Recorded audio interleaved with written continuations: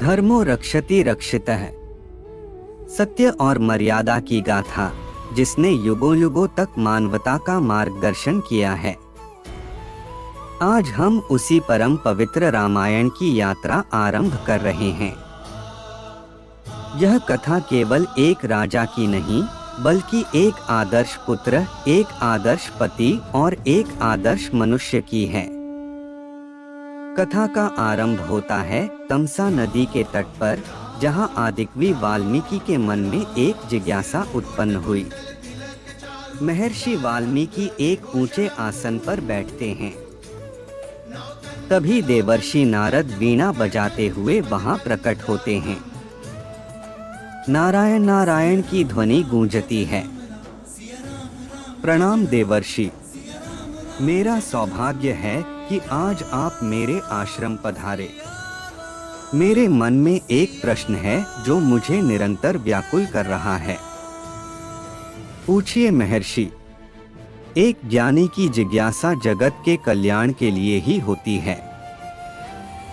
हे देवर्षि, इस समय संसार में ऐसा कौन सा मनुष्य है जो गुणवान हो, वीर्यवान हो, धर्म को जानने वाला हो, सत्यवक्ता हो और अपने वचनों पर दृढ़ रहने वाला हो, जो चरित्र में उत्तम हो और समस्त प्राणियों का हितैषी हो?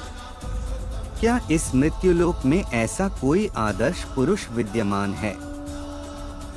महर्षि, आपने जिन दुर्लभ गुणों का वर्णन किया है, वे एक साधारण मनुष्य में मिलना असंभव हैं।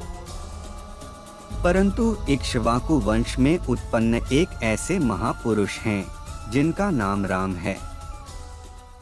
वे राम जो समुद्र की तरह गंभीर हैं और हिमालय की तरह धैर्यवान हैं।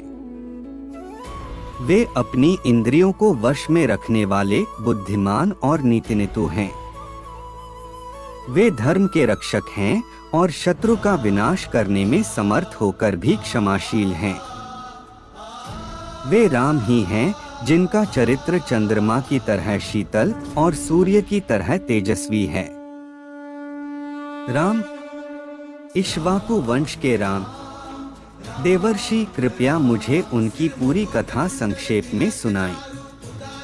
देवर्षि नारद से राम कथा का सार सुनकर महर्षि का मन शांत तो हुआ, परंतु नियति ने उन्हें रामायण रचने का निमित्त बनाने के लिए एक घटना रची। मां निषाद प्रतिष्ठा त्वंगमः शाश्वतीयः समाह यत्क्रौच मिथुनादेकमवधीय काम मोहितम, अर्थात हे निषाद, तुझे अनंत काल तक शांति न मिले, क्योंकि तूने प्रेम में मग्न क्रौच पक्षियों के जोड़े में से एक की हत्या की है।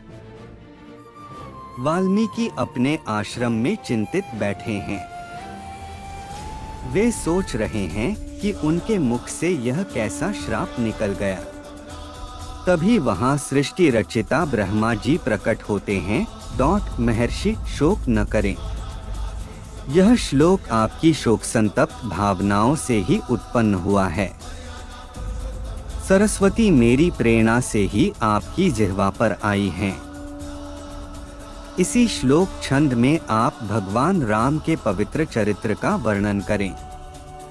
परंतु प्रभु, मुझे पूरी कथा का विस्तार कैसे ज्ञात होगा? आप अपनी योग दृष्टि से राम, लक्ष्मण, सीता और राक्षसों के भी गुप्त रहस्यों को जान सकेंगे। आपकी रची हुई यह रामायण जब तक इस पृथ्वी पर नदियाँ और पर्वत रहेंगे, तब तक लोकों में प्रचारित रहेगी। ब्रह्मा जी अंतर्ध्यान हो जाते हैं। वाल्मीकि ध्यान मुद्रा में बैठते हैं।